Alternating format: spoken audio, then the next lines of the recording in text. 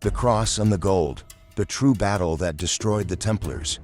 Imagine a brotherhood so powerful that kings bowed before them, an order so wealthy it could lend money to entire monarchies and fund crusades as easily as a merchant moves gold across his table.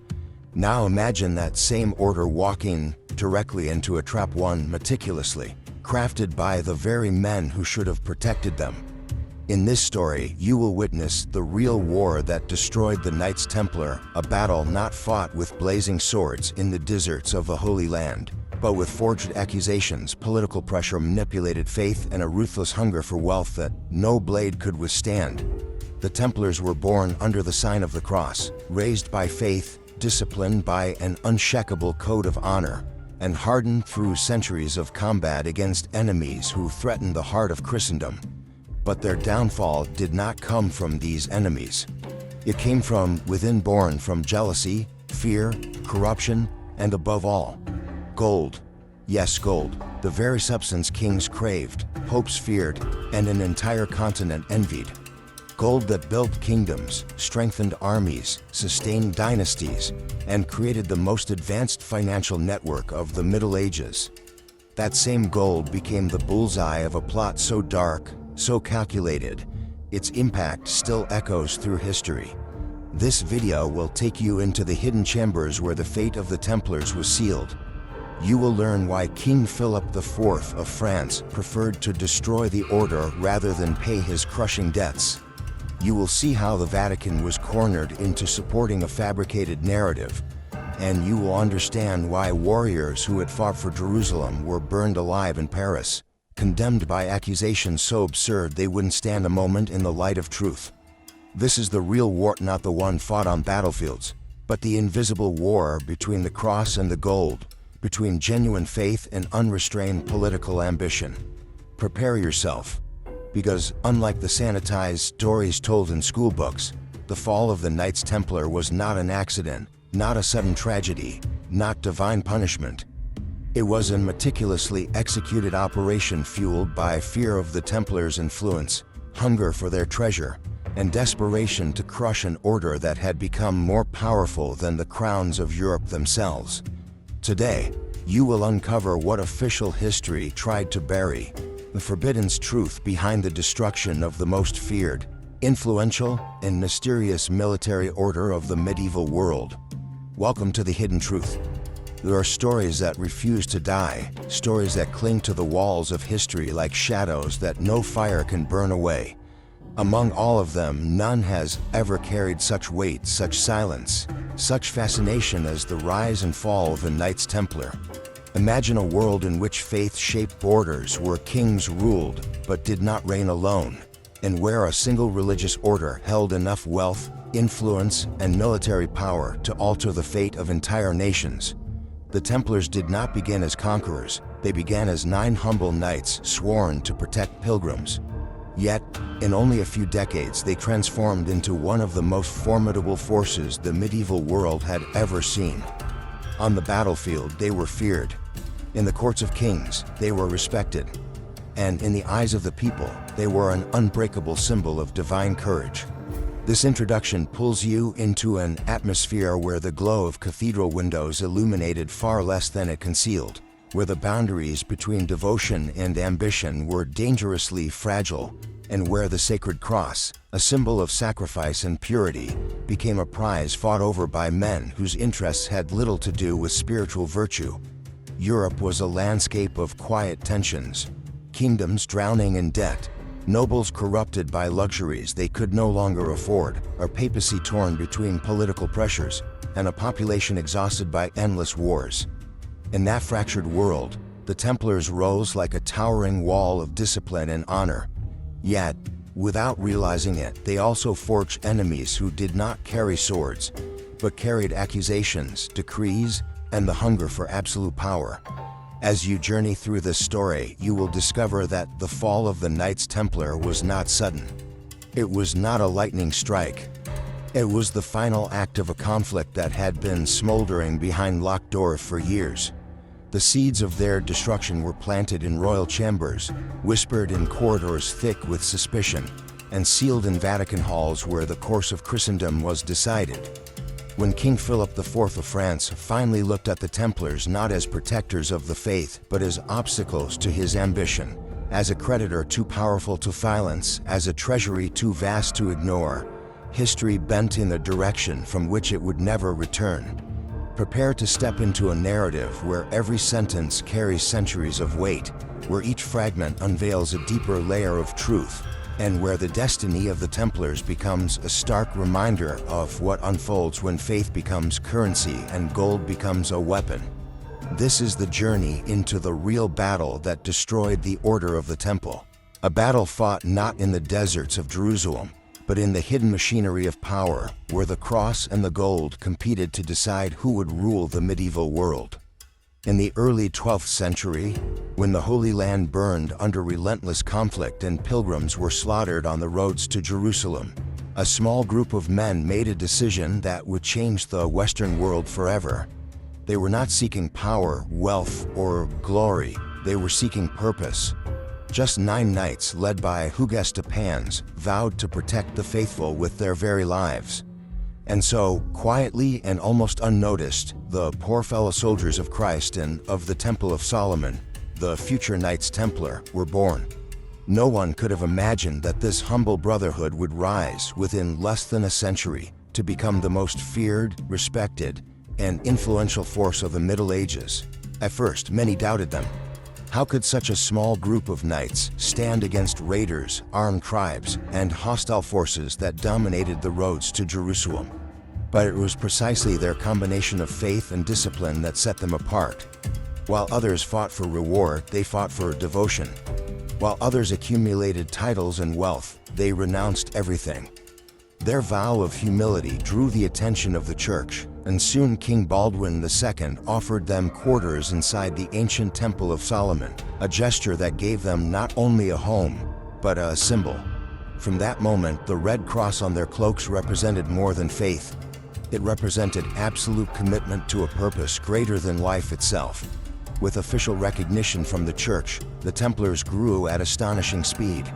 Men from across Europe, inspired by their courage, donated lands, wealth, and military support. Nobles sent their sons to join the order, hoping to honor their families through Templar discipline. With each new member, the order expanded its presence across fortresses, trade routes, villages, and key ports. The Red Cross spread like a mark of protection. Where it was seen, there was order, safety, and purpose. In just a few decades, the Templars ceased to be merely warriors. They became administrators, strategists, and leaders capable of influencing decisions that shaped entire kingdoms. But what truly distinguished the Templars was not physical strength, it was mindset. They lived under strict rules written by Bernard of Clairvaux, who refined the order into a rare fusion of religious devotion and military discipline. They could not retreat from unjust battles, could not seek personal wealth, and could not allow fear to dictate their actions. Every knight was trained to be more than a soldier. He was a symbol of perseverance, courage, and sacrifice. This posture forged a reputation so formidable that enemies trembled at their charge, while allies trusted their word without hesitation. Yet, the order's rapid growth brought something the founders had never intended: power. Not the political power sought by kings, but an unavoidable power, one born from discipline, trust, efficiency, and righteousness. Over time, nobles sought their protection. Kings relied on their resources. Merchants entrusted them with fortunes, and even the papacy saw in them a reliable instrument of Christendom.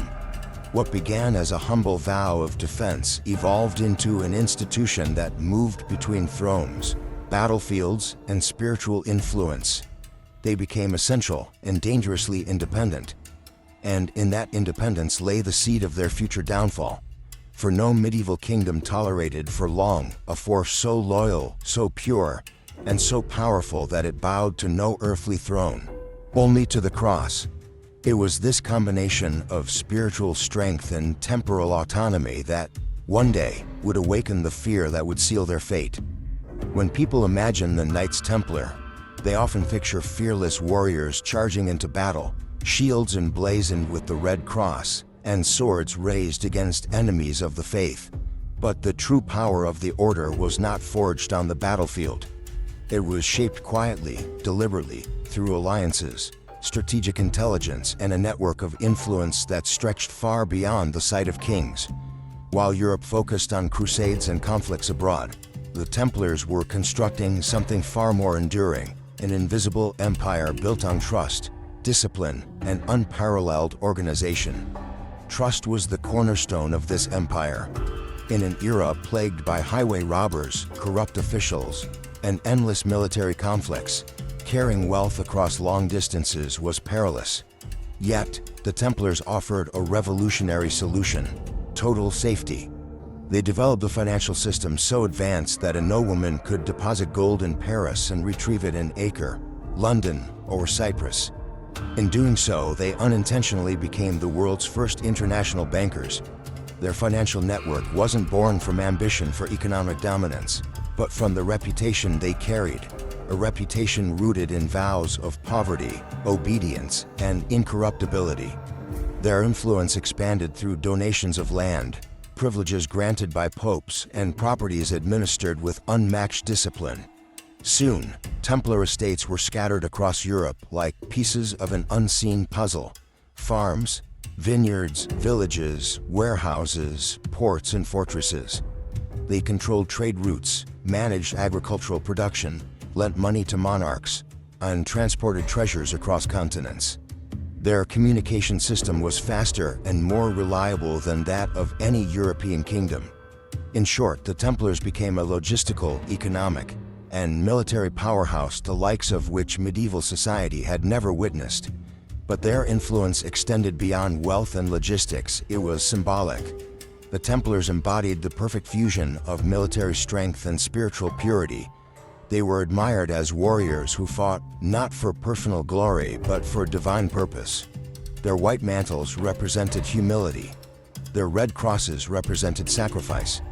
People saw them as protectors chosen by God. This admiration, however, carried a hidden danger: envy. How could a brotherhood of monk knights grow so powerful, so respected in so little time? How could men who own nothing personally command more resources than many kings? Questions like these began to trouble the rulers of Europe. The Templars were independent, answerable only to the Pope. They owned fortresses, ships, wealth, and secrets. And they possessed something even more threatening: the unwavering loyalty of thousands of trained soldiers across multiple kingdoms. Their economic power, military discipline, and spiritual prestige created a dominance unmatched by any secular force. Monarchs who once relied on the Templars began to fear them. Nobles who once envied them now plotted against them. Even the papacy, which benefited from the order's existence, grew uneasy with their influence. The invisible rise of Templar power had reached a point where it could no longer be ignored. They were no longer just warriors.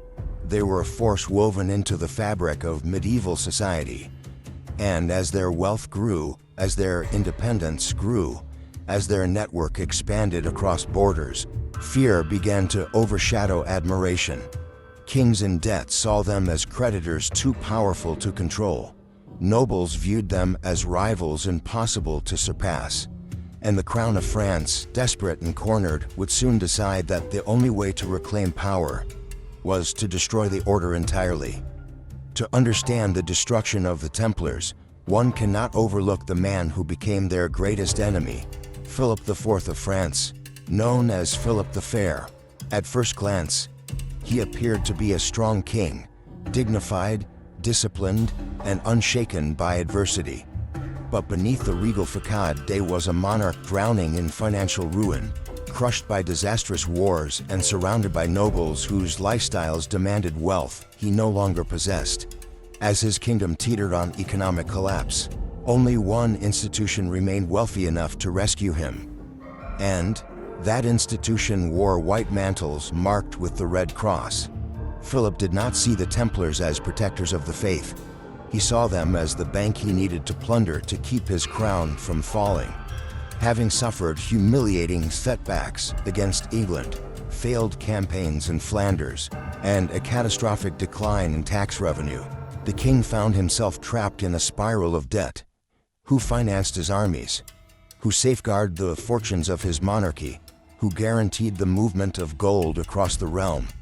Always inevitably, the Templars. They lent him money, equipped his forces, secured essential trade routes, and protected treasures belonging to the most powerful nobles of France. The deeper his crisis grew, the more dependent he became on the order, and dependence quickly transformed into fear.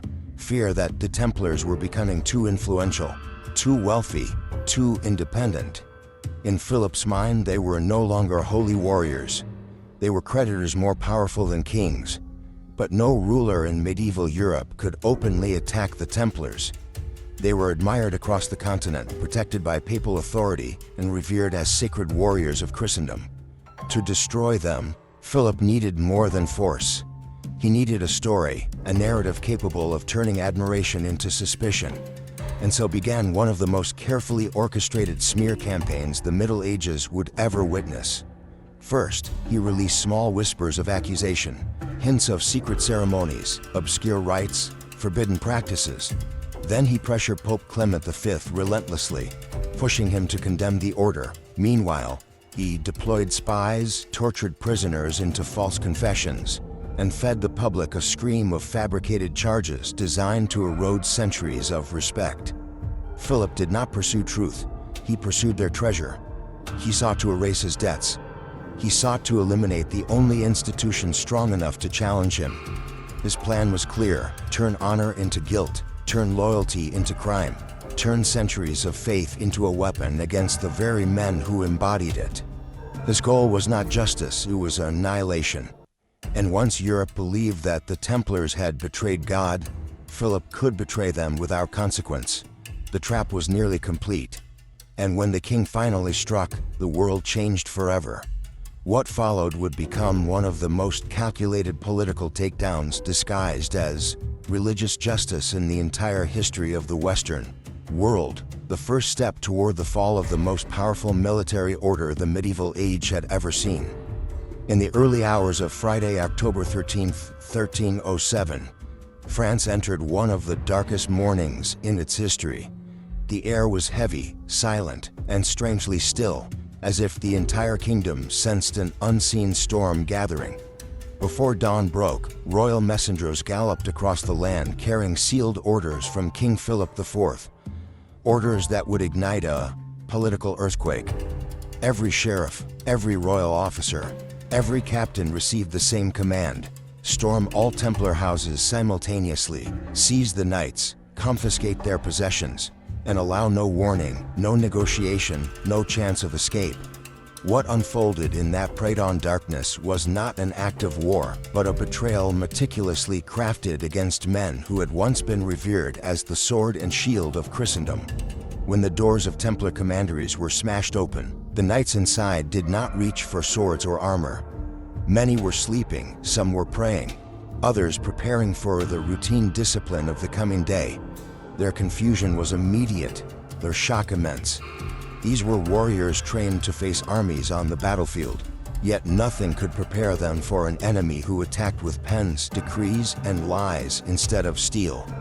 In minutes, the most respected military order of Europe found themselves bound, accused, and dragged from their homes by the very kingdom they had defended for decades. The accusations that followed spread with the speed and fury of wildfire. Heresy, idol worship, secret rituals, crimes against the church, charges so fantastical, so grotesque, that their absurdity alone revealed the truth. They had been fabricated. But Philip IV did not need truth. He needed justification. By inundating France with fear and suspicion, he paralyzed any resistance and created an atmosphere where defending the Templars became dangerous. Who would dare side with men now branded as enemies of God? Who would risk defying a king who claimed divine purpose for his actions? In a single night, Philip turned honor into suspicion and devotion into alleged blasphemy. Inside prisons across the kingdom began a second assault, one far more vicious than the arrests themselves. Torture chambers became factories of false confessions. Templars were beaten, burned, stretched, humiliated, and deprived of sleep until their minds fractured under agony. Some confessed anything to make the pain stop. Others, even under the cruelest torment, refused to surrender a lie. The king did not care who broke and who resisted.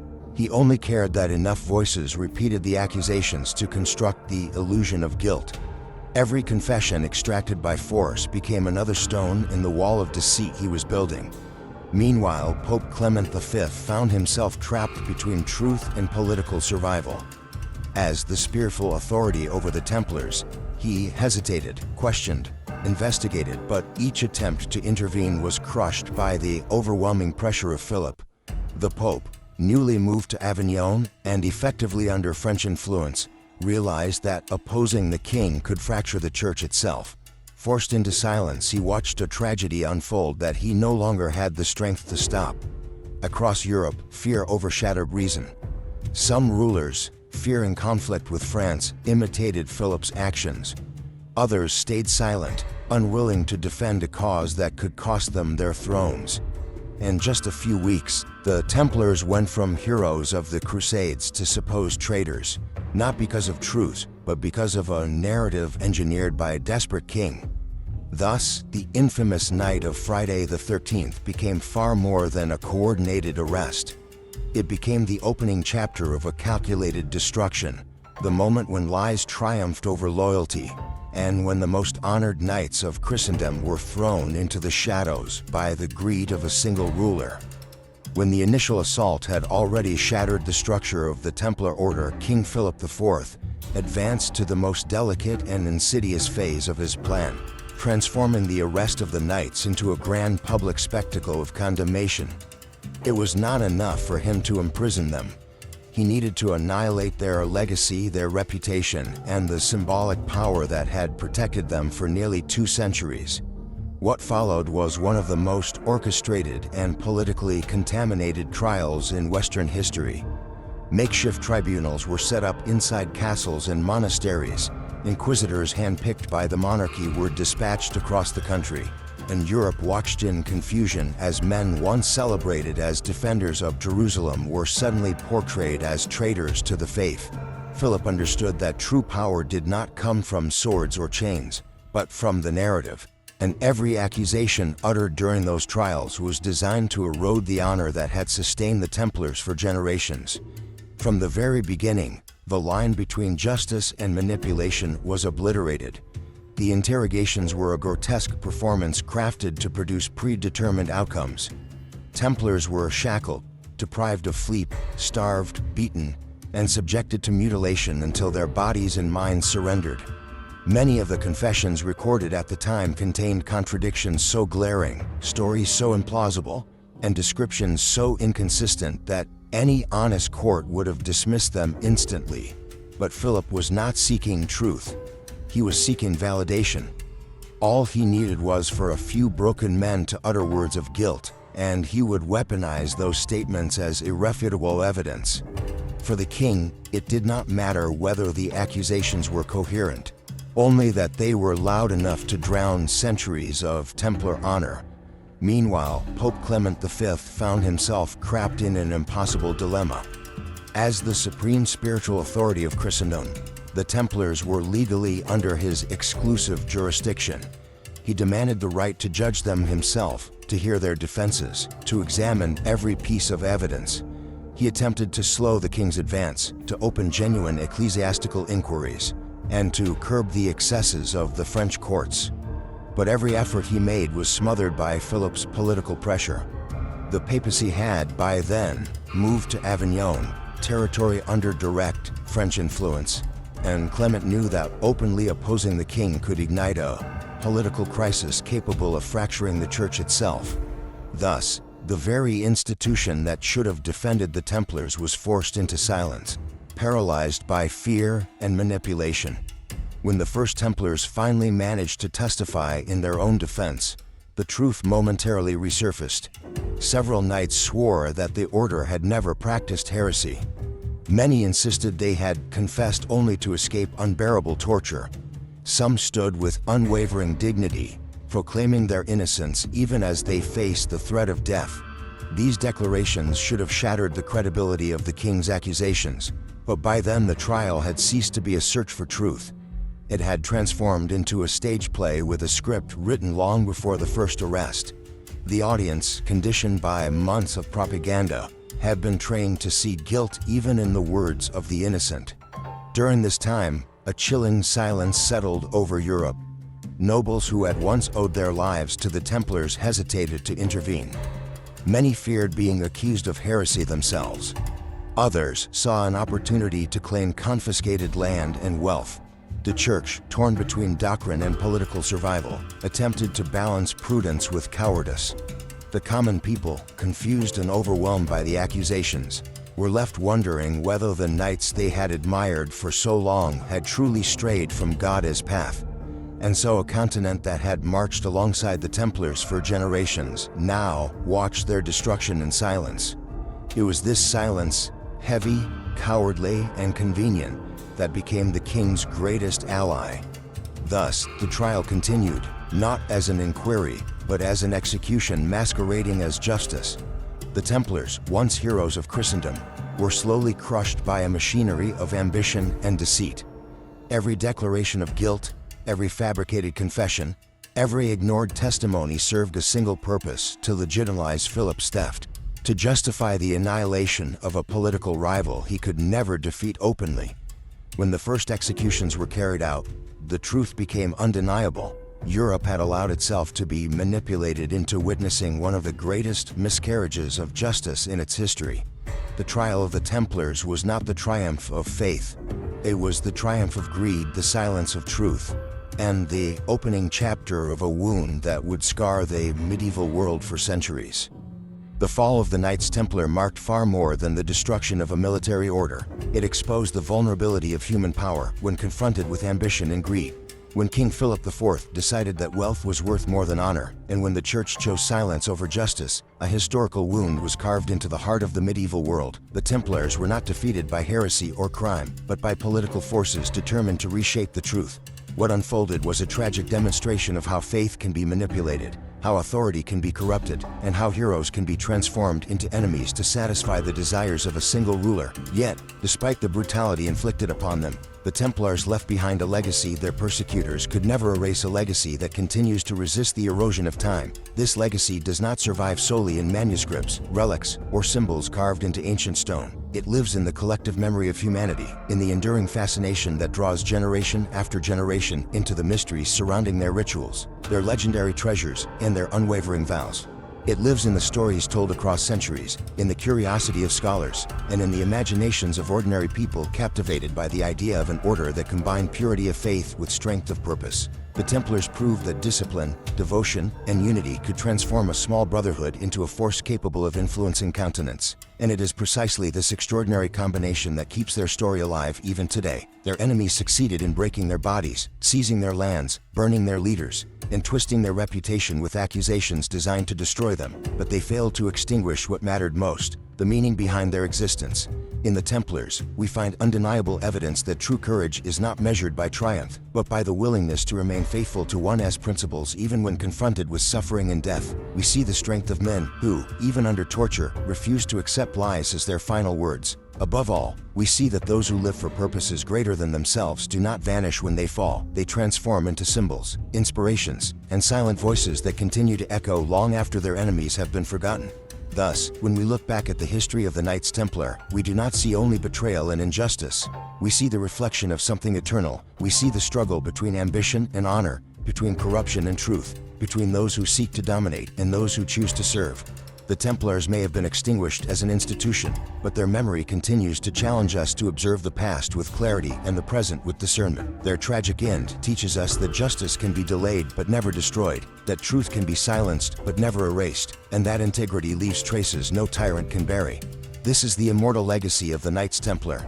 Not merely what they accomplished, but what they continue to inspire. They proved that the true strength of an order is not in the gold it possesses, but in the integrity that sustains it. And that is why, centuries later, their names still resonate, reminding the world that no power is greater than the courage of those who remain loyal to what is right. even when the cost is their very lives. If this story helped you see the Templars in a new light, don't let their legacy disappear into the silence of history. Hit the like button, subscribe to the channel, and turn on notifications so you never miss the next chapter of the mysteries the world tried to bury. Share this video with someone who loves forbidden truths, epic battles, and hidden histories. And drop a comment telling us which secret you want uncovered next. Your voice keeps this mission alive, and together, we continue bringing to light the stories that refuse to be forgotten.